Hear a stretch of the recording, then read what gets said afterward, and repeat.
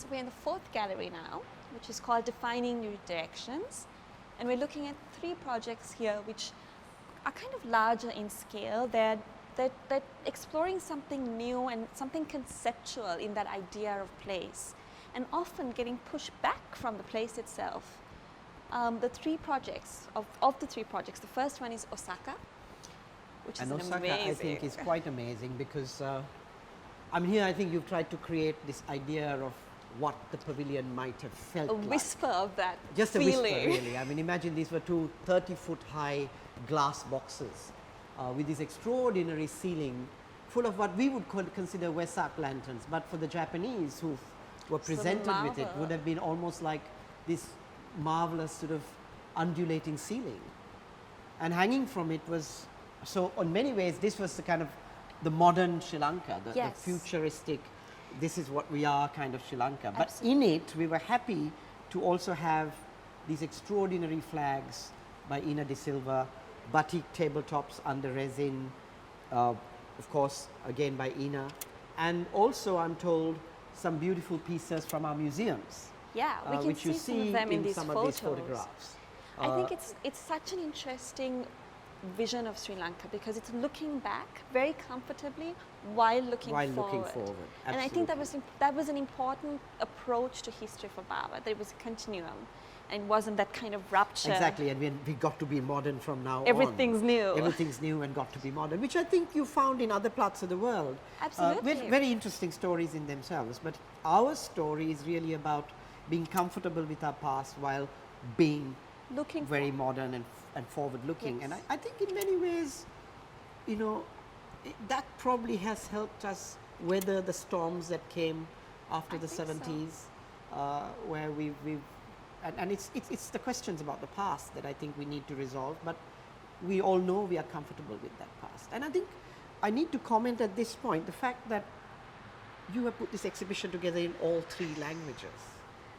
I think that's extraordinary, that you've made an effort to actually translate from the English or Sinhala or whatever you conceived the exhibition in to 2 other languages. And that I think is a part of that history I think Bawa was talking about here. I think he actually said that this country is multifaceted and that it has many, many layers which make us who we are today. Yeah, so here we are sort of in a way, Expo 70 Pavilion in Osaka in 1970, Sri Lanka coming out of independence 10 years on or 15 years on, and we are making a statement to the world about who we might be. I think there are a few beautiful exhibits here. The flag from Ina de Silva, a wonderful adaptation of the Ruhunu Kataragama Mahakodiya, a beautiful tabletop also from a past design of a Giraput tour that has been made into a modern table. So in many ways, taking the past and fiberglass table and taking the past and living with it. And here we have this extraordinary maquette of a sculpture that was 30 feet high that was opposite the pavilion that was designed by Lucky Senanayaka. This was the maquette that was shown to Geoffrey by Lucky. Lucky eventually made the 30-foot one. Unfortunately, apparently it was sold and nobody knows where the original sculpture is. And in this pavilion we have another interesting little facet. A treasure. It's an absolute treasure. It's the only recording of Geoffrey Bawa we have at a talk, right? Yes. And he's talking about his work, and Professor David Robson, I think, put together these lovely photographs to illustrate that conversation. This goes to show too that you can have trees very close to a building and not be affected by them. What people frequently do is to cut down old trees, and then which cause no harm, generally if they're looked after, and then plant new trees which cause infinite harm as the roots spread. And here we have the University of Ruhuna, which I think in many ways, for me, represents this idea of how all that experimentation and thought we saw in the second gallery gets used up in a big public project. Yeah. You begin to see all the cantilevers, the way in which you can bring wind into the rooms without, the rain and all of that being experimented with, and also placed in this extraordinary topography in the south. And we have a whole series of buildings, each one different from the other, interconnected. And once I think there was a critique of Geoffrey about this and said, look, there are so many corridors. In fact, the area of the corridors and verandas were apparently bigger than the area of the space that was there for instruction.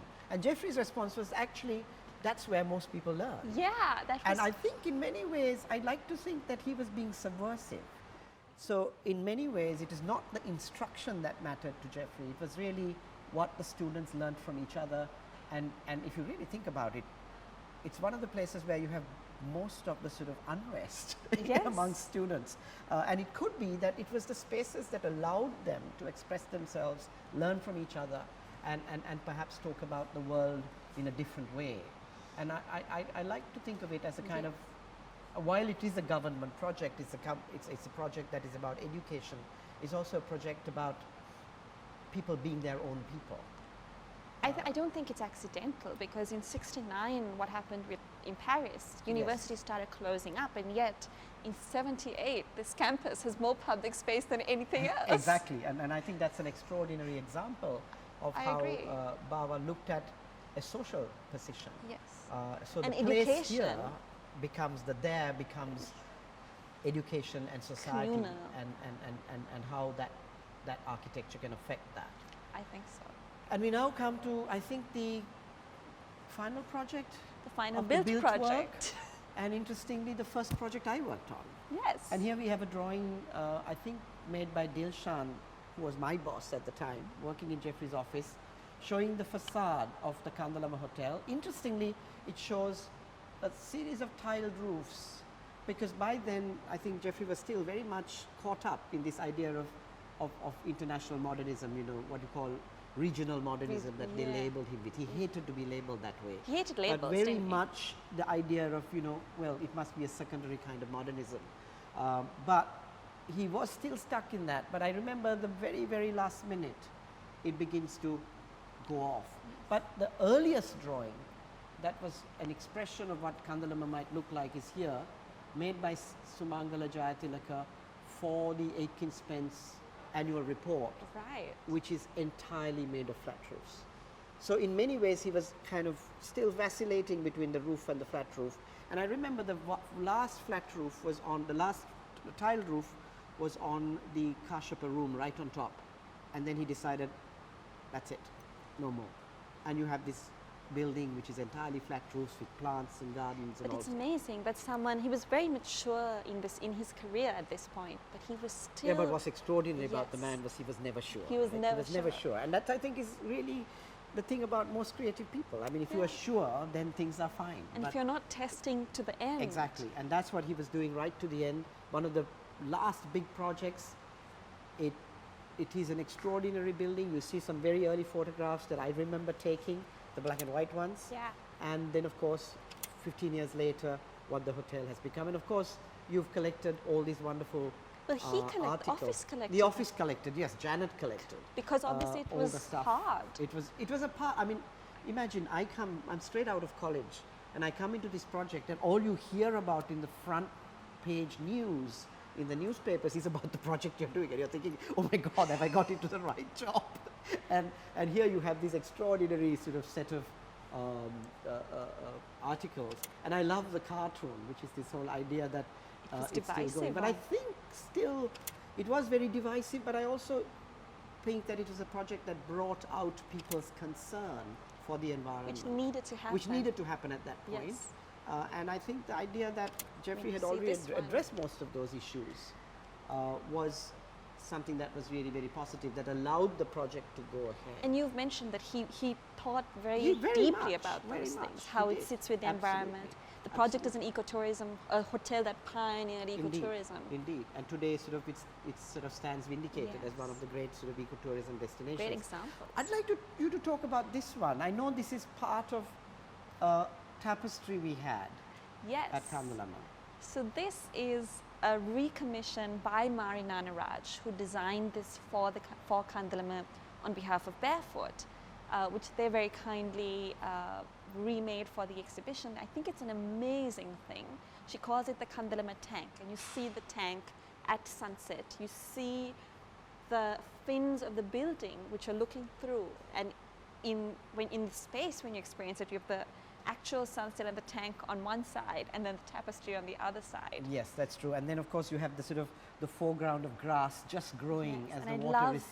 the kind of the flecks of texture that she's given it. I think this whole exhibition is looking at these ways in which we show space and show places.